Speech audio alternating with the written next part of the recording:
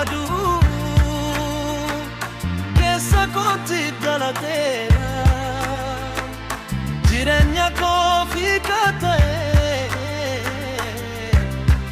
onnee koo qabateera.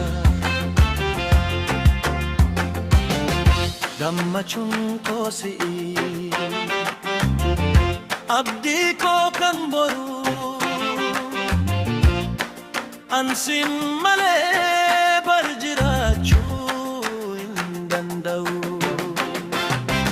Ati fannoonee koo kan yeroo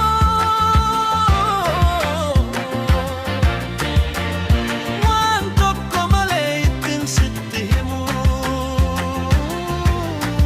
waan akkoo siif taata'u. Dhuunfaan koo kan keetti tajuun baay'ee si jallata, tajuun baay'ee si jallata. Addunyaa kana irratti hundumaa keessa filannoon koo sirraa onnee koo teessisa. Akka urjii barii ifni keenaaf gala, si malee jireenyi hiikanaaf hin qabu. Abdii koo isa boruu madda gammachuu koo ati naaf akkayuu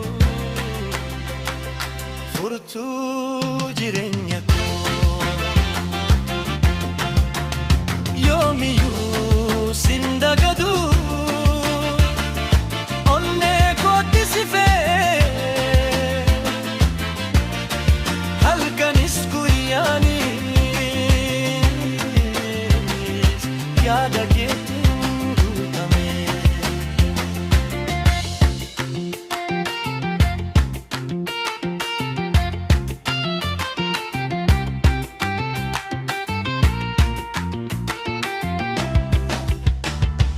Dhaamsa koo dhaga'i,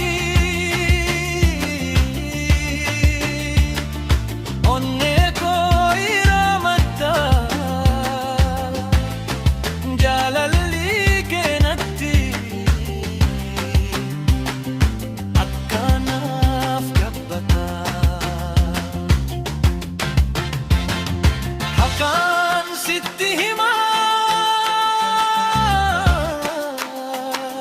soba of keessaa hin qabu.